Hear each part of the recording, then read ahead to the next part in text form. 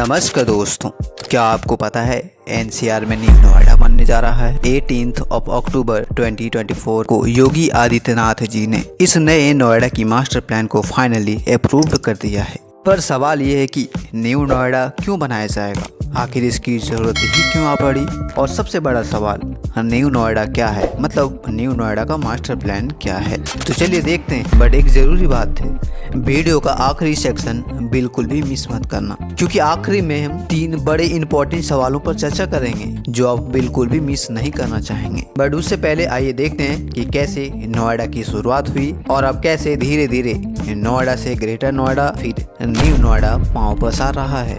तो बेसिकली दोस्तों, आज की जो आप नोएडा देखते हो उसकी शुरुआत 17 अप्रैल 1976 को की गई थी, जो संजय गांधी जी की इनिशिएटिव था और मायावती जी की लीडरशिप में इसको बसाया गया था ताकि दिल्ली की कंजेशन को रिड्यूस किया जा सके। हुआ भी ऐसा ही, बट धीरे धीरे नोएडा में भी लोग तेजी से बसने लगे और फिर जनवरी 1991 में ग्रेटर नोएडा की स्थापना हुई और अब न्यू नोएडा।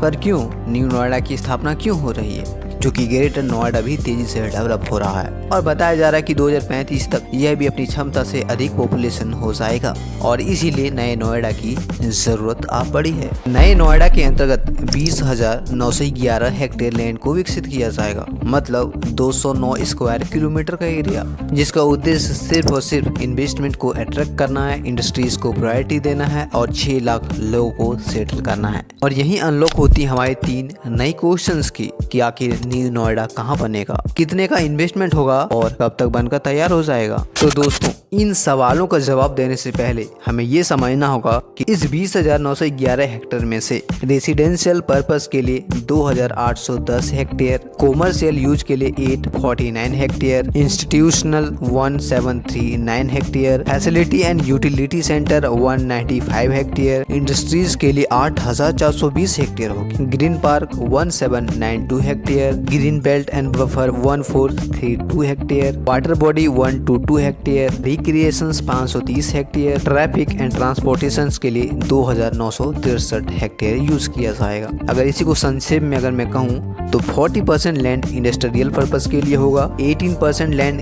ग्रीन स्पेस के लिए होगा और 13% रेसिडेंशियल पर्पस के लिए यूज किया जाएगा, जो basically Dadri, Noida, Ghaziabad investment region में तैयार किया जाएगा। इस इन्वेस्टमेंट रीजन में दादरी और बुलंदशहर के 84 विलेजेस को इनकम्पास करके नए नोएडा को बसाया जाएगा, जो बेसिकली DNGIR यानी कि Dadri Noida Ghaziabad industrial region master plan 2041 के तहत विकसित किया जाएगा और इसको विकसित करेगी नोएडा अथॉरिटी। तैयार भी 4 अलग अलग फेजेस में होना है। फेज 1 2023 से 2027, जिसमेम लगभग 3,165 हेक्टेयर लैंड विकसित होगा। वहीं फेज 2 2027 से 2032 तक विकसित होगा, जहां पर 3,798 हेक्टेयर लैंड को विकसित किया जाएगा। फेज 3 2032 से 2037 तक, यहाँ पर 5,908 हेक्टेयर को विकसित किया जाएगा। फेज 4 जो कि आखिरी फेज होगी और ये 2037 से 2041 के बीच विस्तार होगा, जहाँ पर 8,230 हेक्टेयर लैंड को डेवलप किया जाएगा, जिसको बल देगा जेवर airport, RRTS, Dadri logistic hub, transport hub, DFC और ऑर्बिटल रेल जैसी परियोजना